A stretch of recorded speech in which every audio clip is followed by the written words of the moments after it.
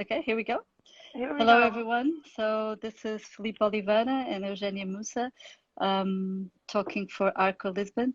Eugénia is with the gallery Monitor, where she has a few paintings that you should go immediately after this talk. You should check them out because they're great.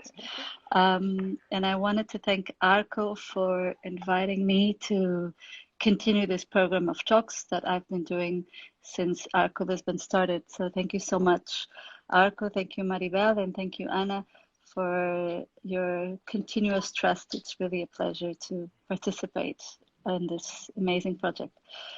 So, Eugenia, hi. Hi. Thank you for accepting this conversation. Thank you for the invitation. I really, I was very interested in talking to Eugenia because I've been following your work for a long time. And when I saw the work that were on the rooster for Monitor Gallery, I was really interested in that work. And so I wanted you to talk a bit about the works that Monitor is presenting, and we go from there. Okay, so there is this figurative exhibition that I still haven't done that I want to do for a long time because most of my work that I presented outside the studio has been kind of on the verge between figurative and abstract. I don't think they're completely abstract, but a figurative painting, figurative exhibition, it's a big quest, and I feel big responsibility when it comes to do it well. And I've been thinking about it for a while, and this works are a part of that process that is still not finished, but hopefully I'll manage to do it next year. Things have been delayed for me this year, not the pandemic as well, but before I was injured playing football, and I was in bed for a while, and it took me the time to recover. But I'm sorry to hear that. No, it's okay. It's all good. Yeah. So yeah, that's it. Those works are part of that project that I'm wanting to put it outside for a while, but I feel like quite responsible to be there. So I'm taking my time. We talked about this question of abstraction versus figurative work, because when I thought of your work, or most of the work that I've seen from yours was abstract, and I really was intrigued by this work, and particularly because the black figure appears, and that Mozambican relationship of your biography I had never seen present in your work. So I was wondering, first, if you could talk a bit about the difference in the work that is abstract and figurative. How do you change from one to the other? And after, if you can go to talking about your relationship with your African origins and your African roots in relation to the work that you're producing now. Okay, yeah, that's quite a complicated story. Well, I wish I don't know, I would have a better relationship with Africa, I guess. It's hard for me to, I like to go there, but it's a bit complicated. It's a terrible country. It's hard to watch how things are there still. About the work itself, yes, I don't know. That's the thing. If I had a closer connection, if Africa was more present in my life, also I was brought up by my white part of the family, I guess there will be more African presence in my work, and I guess it's something that I wanted, like everything else, I wanted to happen naturally, and now it's happening a bit more. Could be because I miss it, and it's a bit heartbreaking not to go there for such a long time. But it also has to do with the images that I see, what I see in front of me, and that's what's happening. Like the videos that I watch, or whatever information I have available. And yes, unfortunately, Africa hasn't been that present in my life as I wish to. But didn't in that black figure, that wasn't so much present in the work. For example, in all these works that are now in the fair, there are black figures, and there are No, just no. on two. Okay. No, the trampoline doesn't have. It was kind of a, I don't know, it was kind of a coincidence that those works were chosen, I guess. I don't know if it was because of the African influence. I guess they were quite good, even like when they were chosen. When Paula chose them, she chose them by Instagram, and I was posting unfinished works, and so I had to finish 2 works on one afternoon, so I could send them to the fair. To the fair, yeah. No, that's kind of the issue of not finishing things only when I really have to. I have a rope around my neck, and then I finish them. Or else I just start new things, and that's the thing with this exhibition that's never happening, because I just keep creating new problems instead of solving the ones that I already have. Like I get to the studio. But that's the thing of art, is to create problems, no? Yes, but you have to. It can't be counterproductive. You still have to finish things, right? Yes. I get to the studio, and sometimes instead of dealing with the things that I have to deal, I just let's start new ones. Let's start new things that maybe I can solve them now immediately instead of dealing with all these questions. Because painting, I take it really seriously, and it can be heavy, and sometimes it can be good when I don't have to. When I have to think about it, when I really have to do it, it's like it's a solution. It's a space of solutions, not of problems. But if I'm giving too much time to think about it, then I start to create. So you've been painting for quite a lot of years, and that's really been your focus. Why do you see in painting? Why do you insist on it, or why do you continue? And why is painting important to you? It's just because I cannot stop. I think I always do it. Yes, I haven't stopped, and the reason, like when we met for the first time, the only time we worked together about 9 years ago when NC Park. I was studying in ARCO, and because I wanted to learn how to paint, there was no plan of becoming a painter. There never was. We ended up meeting. I ended up in that young artist contest because one of my teachers, he thought that my work was good enough for me to apply. I didn't even know the contest existed. He did the thing for me. He chose the paintings and he sent them. And I don't know if you remember what happened when I got there. I don't remember. The issue, I didn't want to sell the paintings. Oh yeah, that's right. Because at NC Park they sold the paintings. No, they didn't sell. No, they had this possibility of selling. Yeah, and I wasn't thinking about painting like that. I was painting for myself. I'm still painting for myself. Do you still find it hard to sell paintings? No. No. Now I sell it, of course. That's how I live. But the thing, it was the first paintings I did, so I thought it would be my best painting. It was just the first ones. I didn't know I was going to do super more. special.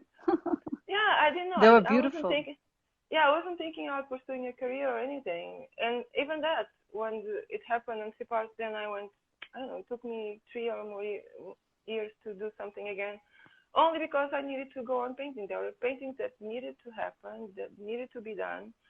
I ended up doing them, showing them in a store beneath my house, and then someone told me I should show them to Oliveira, and I did, and then I started to show there, and I sold everything as well because I didn't sell anything before. That's how it kind of started.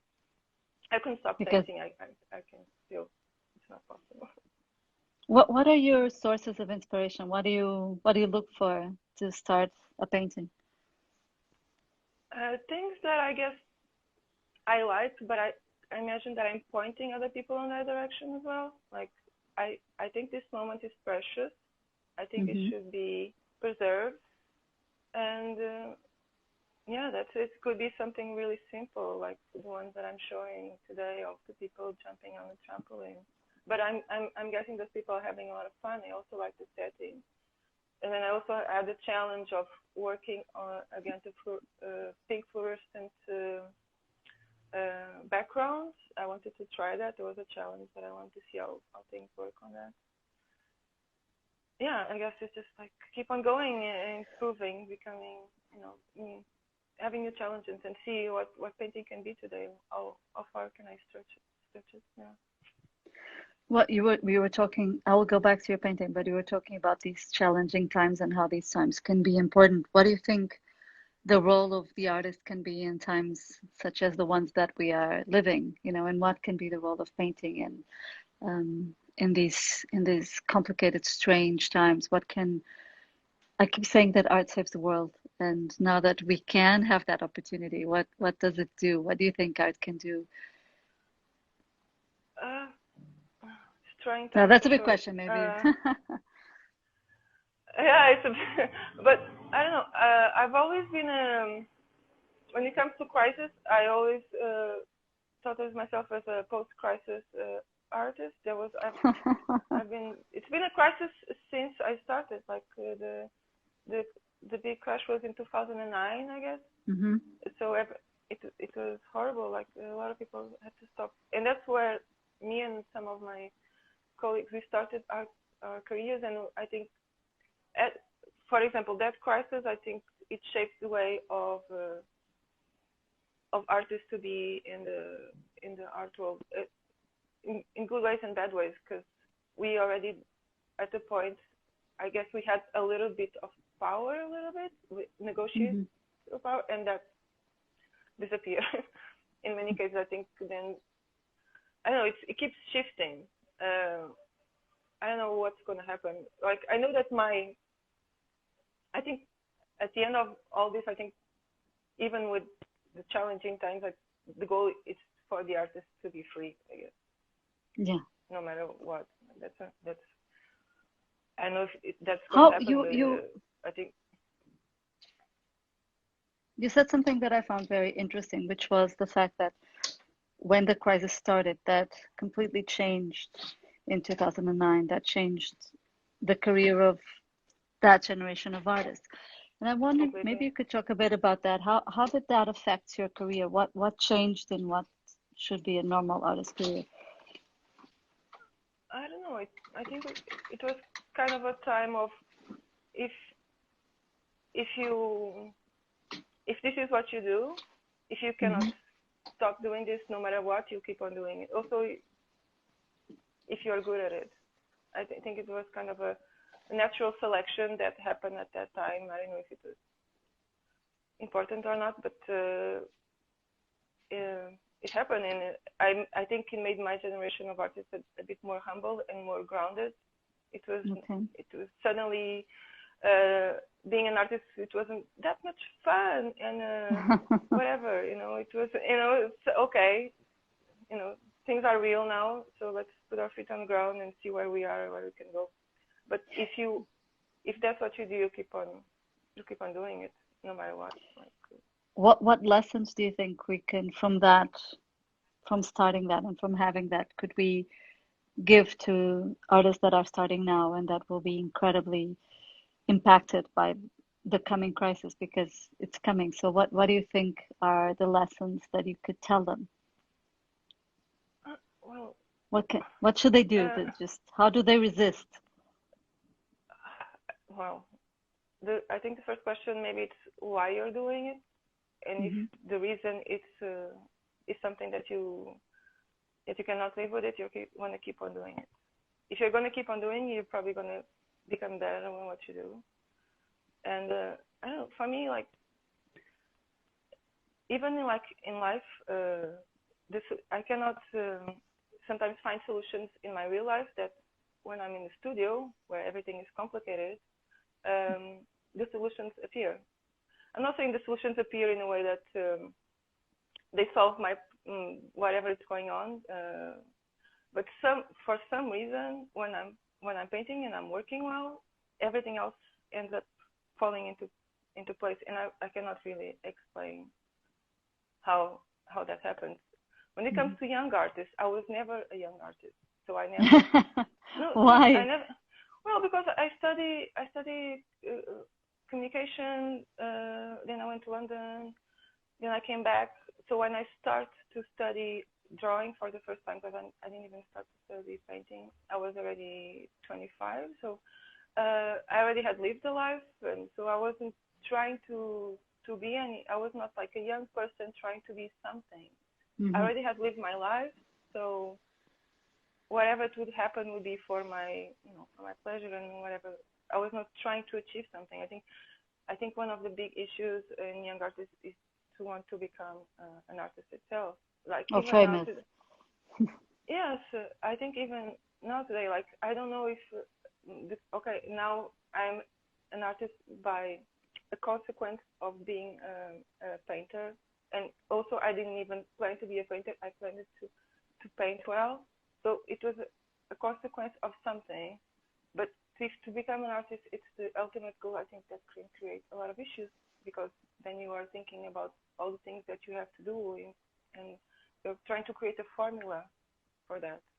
And that in the work it can come out not so. You can see that maybe in work, that effort, and it should be effortless.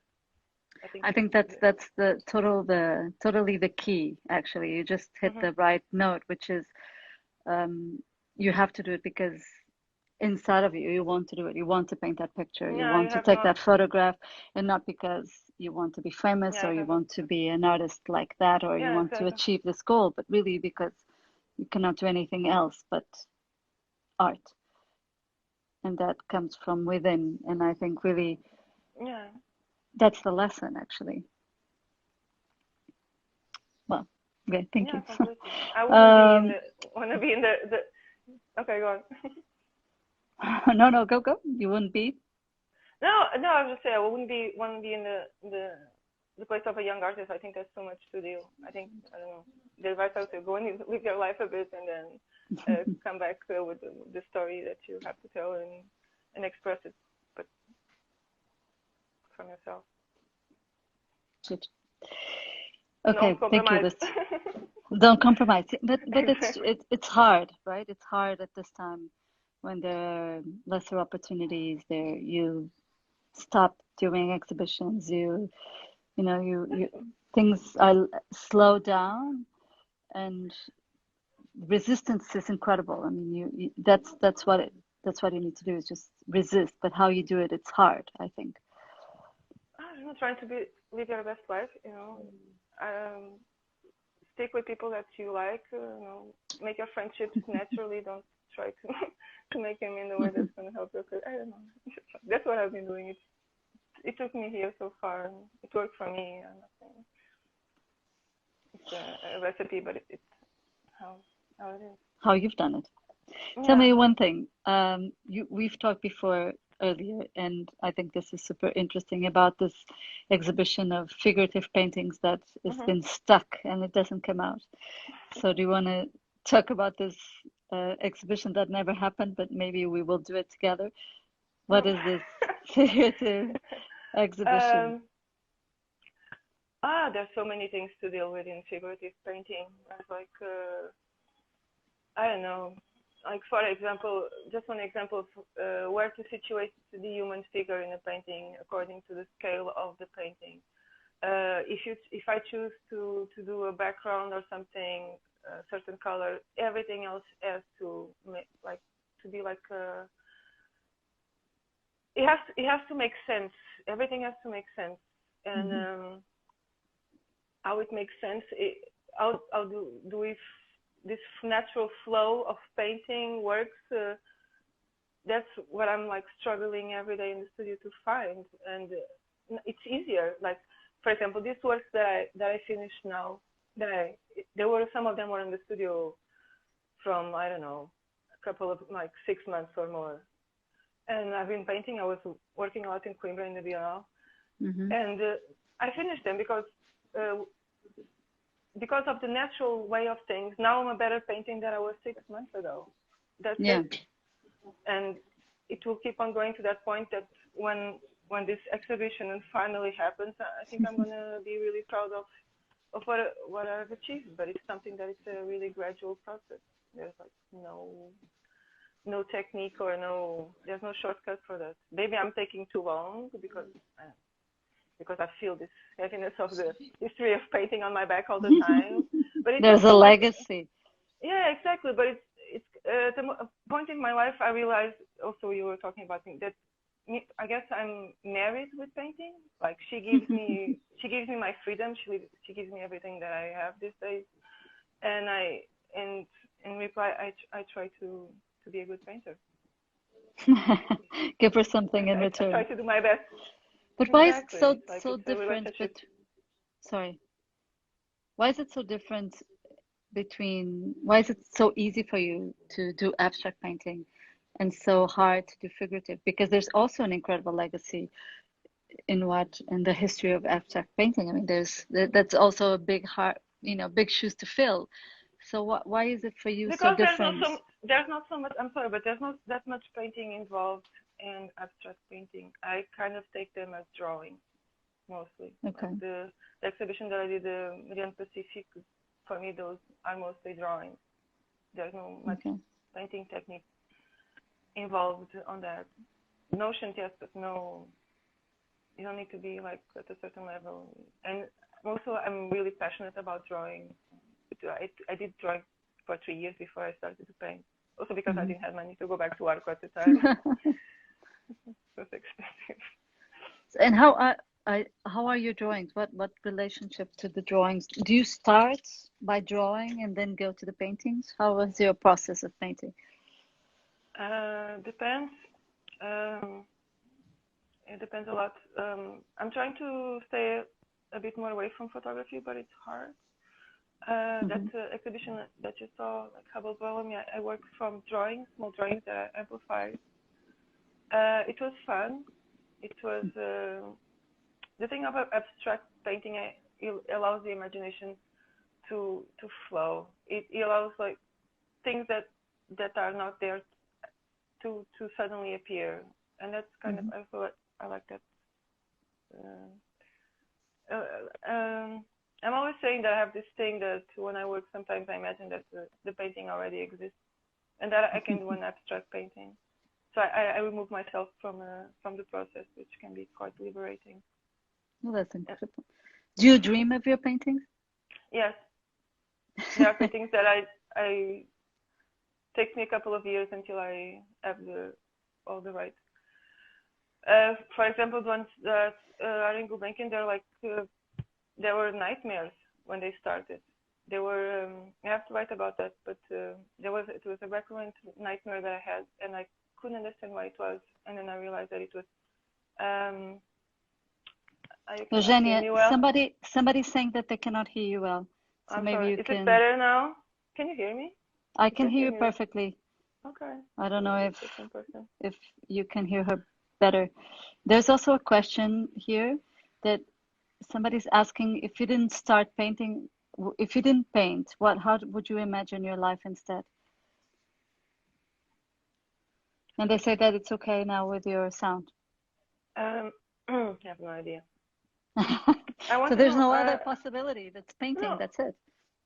Well, whatever I would be doing, I would still be painting. What would stop? Only if they cut my hands, and maybe I would paint with my mouth, but I would still be painting. Yeah. I was trying to explain about the ones that are in Gulbenkian. There was like the recurrent nightmare. I found out that it was things were in a size that was not their normal size. Then I understood what it was. So those objects are really expanded from their normal size. For example, that's like an example of a dream or whatever that became a painting. Okay. And do you have an archive of photographs that you go back to? How do you to start a painting? Because you said it's difficult for you not to start with the photography. So what is that archive that starts your paintings? Oh, it's many hours spent on YouTube watching homemade videos. Homemade videos? Yeah, of 8mm Kodachrome. Yeah, I have thousands and thousands, and then I realized that I cannot paint things that I like. I have to be crazy about that image.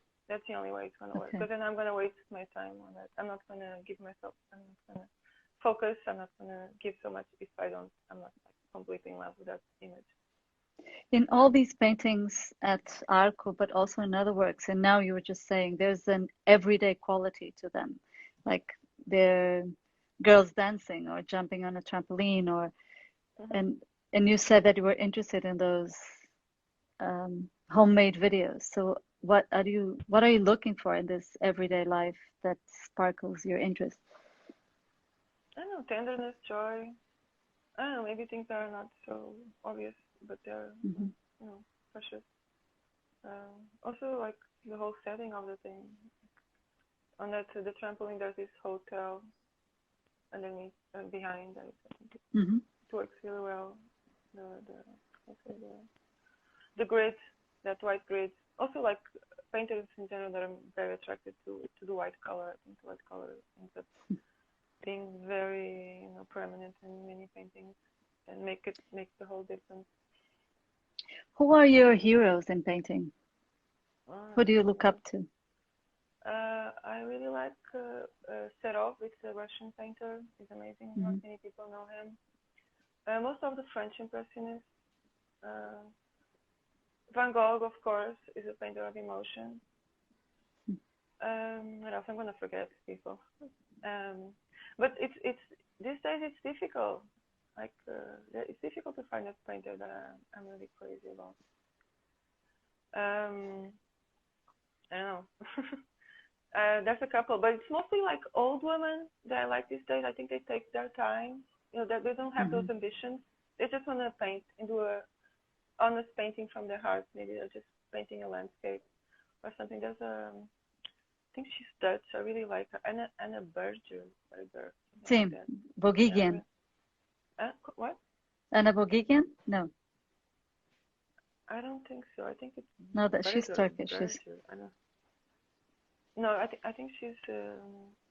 There's another woman. There's a painter from ARCO. She's an old woman. Also, I cannot remember her name. She was. I don't know if she's still there. She studied in ARCO and she had this amazing painting that I love. Again, an old woman. ARCO, the paint school, the art school. Yes. They did a retrospective about. You know what I'm talking about? No. I cannot remember her name now. I have to ask my now. More, of course, Hockney is always a reference. There's very few references when it comes to pop, to what I'm interested in. Fortunately, again, it's complicated. It's not an easy task. No. I love that idea of being honest as a painter, being honest as an artist. I think that's not often the case, and I find it very beautiful. And looking for that and the most common images, honesty, tenderness, something that makes you open your eyes. And I think all of the paintings that you're showing really, Jackie Catarine, they're asking for you. Jackie Catarine, sim, Fernando, obrigada. Obrigada, Fernando. Thank you, Fernando. The man who knows everything. Everything, of course. Well, I have to check her out because I don't know her work. So thank you very much, Fernando. Okay. But I wanted to ask you, there's one of the paintings that you have in ARCO at the fair at Monitor. It's called Solo Carrier, and it's sort of mystic. It's not so much about something that's happening on like dancing or trampoline, but it's more a mystical figure or moment. And I wonder if there is mysticism and otherness in your work. Well, or if you can just talk about that work. Yes, definitely.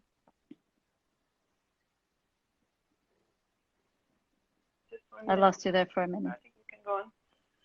Yeah, but I think it will be okay. That work, it's still one of a kind. It was based on journals, travel journals. It's not based on a. It's like the only one that it's not based on photography. It's based on a drawing, actually. That you've done.